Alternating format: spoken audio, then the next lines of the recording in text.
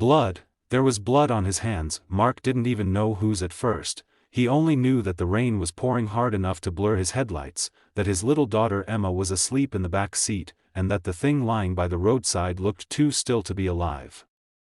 He stopped his truck without thinking. A single dad, driving home from his night shift, shouldn't have been out in the storm. But fate never asks permission before changing a man's life. When he stepped out, he saw her, a woman, beaten, half covered in mud, trembling as if the cold wanted to pull her soul away. Her hair clung to her face, and her lips tried to form words but failed. "Help, please." That voice, even weak and cracked, made something inside Mark freeze. He knew that voice. It couldn't be. He pulled off his jacket and wrapped it around her. "Ma'am, hold on, I've got you. You're going to be okay." He gently lifted her. She was lighter than she should have been, fragile like broken glass. As the truck's lights fell over her face, his heart stopped. The woman he was holding wasn't a stranger. It was her, the woman who'd once torn his life apart, the woman who'd left him to raise a baby alone, the woman he'd sworn he'd never forgive, Lena. He drove faster than he ever had before, his knuckles white on the steering wheel. Emma stirred from her sleep in the back seat, her small voice breaking through the silence. "Daddy, who's that lady?" He hesitated. "Someone who needs help, sweetheart." When he reached the hospital, nurses rushed to take Lena away. The doctor's words blurred in his mind: spinal injury, possible paralysis, multiple fractures. He sat in the waiting area, wet, shaking, torn between anger and something that felt too close to grief. Years ago, Lena had walked out on him and their newborn daughter without a word. Mark had found a note saying she wasn't ready to be a mother, that she couldn't handle their struggling life. He'd spent years scraping by, working 2 jobs, doing everything for Emma while trying to bury the bitterness that ate at him, and now, the same woman lay broken, unable to move, asking for his help. When the doctor finally said she was stable, Mark forced himself to see her. She looked pale, smaller than he remembered. Her eyes fluttered open, confusion mixing with shame. "Mark?" Her voice cracked. "Why are you here?" He swallowed hard. "I found you on the road. You were hurt." Tears slipped down her cheeks. "You shouldn't have stopped for me." "Yeah, well," he said softly, "you don't get to decide that anymore." Days passed. Mark visited every day, though he told himself it was just to make sure she didn't die with questions left unanswered. Emma came too, holding Lena's hand without understanding who she really was. Lena began to talk, slowly, painfully. She told him how she'd left because she'd been trapped in something darker than he'd ever known, a man who'd promised her everything, then beat her when she tried to leave.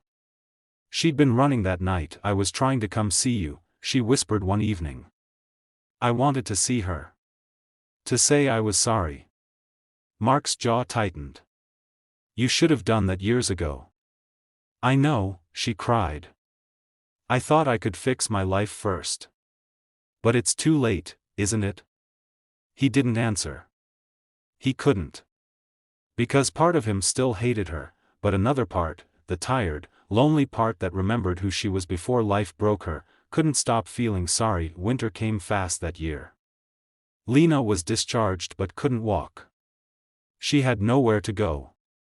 The shelter she'd been offered was full, and she refused to call anyone from her past. Mark didn't want to, God knew he didn't, but he heard himself say, "You can stay with us. Just until you're back on your feet." Lena's eyes filled with tears.